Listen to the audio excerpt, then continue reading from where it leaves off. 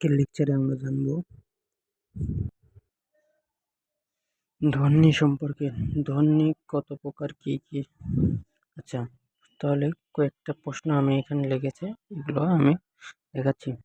তাহলে এগুলো হলো জবের জন্য প্রচুর পরিমাণে প্রয়োজন।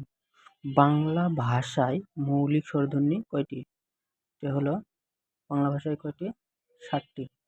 মৌলিক স্বরধ্বনি 7টি। তারপরে 2 নম্বর বলেছে যে বাংলায় বর্গীয় ধ্বনি কয়টি?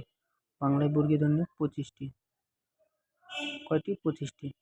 তারপরে বলেছে 3 নম্বর যে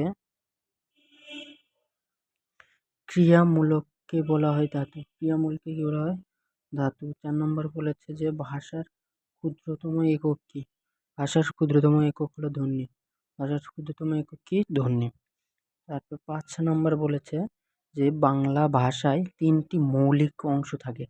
আচ্ছা, একটা ভাষা বা একটা বাক্য তৈরি করতে যে 3টি মৌলিক অংশ লাগে, যেমন আমি ভাত খাই, এখানে যেই বাক্যটি উচ্চারণ করলাম, এখানে রয়েছে ধ্বনি, শব্দ, পুরোটাকে কি বলা হয়? একটা বাক্য। তার মানে একটা ভাষা সুসংগতভাবে প্রকাশের জন্য এই 3টি মৌলিক উপাদান প্রয়োজন। 1 নম্বর কি? ধ্বনি, 2 শব্দ, তারপরে বাক্য।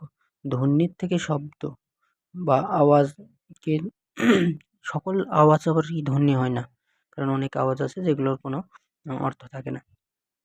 তারপরে দেখো উষ্ম ধ্বনি। উষ্ম ধ্বনি তালব্য স, মূর্ধন্য স, দীর্ঘ স, হ।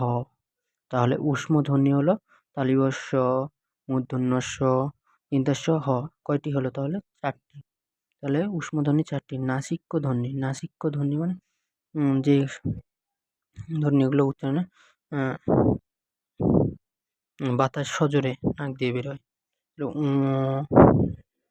ইয়, ইয়, উ, মূর্ধন্য, দীর্ঘ, ম। কয়টি হলো? 5টি। পরাশ্রয়ী ধ্বনি মানে পরের আশ্রয় নিয়ে যেগুলো উচ্চারণ, যেমন 1900 বিসর্গ, চন্দ্রবিন্দু, চাঁদ। এগুলো কি অন্যের আশ্রয়ে পেয়ে তারা প্রকাশিত হয়। যেমন চাঁদ, জয় চন্দ্র আকাশ চাঁদ, এখানে চন্দ্রবিন্দুটা কি চয়ের উপরে আছে, মানে চয়ের আশ্রয়ে আছে। এইভাবে যেই ধ্বনি মানে ধ্বনি উচ্চারিত হয় এটাকে পরাশ্রয়ী ধ্বনি বলে। অন্তস্থ ধ্বনি। অন্তস্থ ধ্বনি কি? জ, র, ল, ব। জ, র, ল, ব, এটা হলো অন্তস্থ ধ্বনি। আর তারণজাত ধ্বনি। তারণজাত ধ্বনি মানে এই ধ্বনি উচ্চারণে জিহ্বা তাড়িত বা কাঁপবে। যেমন ড্রাইভিং ড্র করতে কি হয়? ড্র, আলা জিহ্বা যেটা, ওটা হচ্ছে করে কাঁপে বা ত্বরান্বিত হয়। আর ড্রাইভিং ড্র। আর পার্শ্বিক ধ্বনি।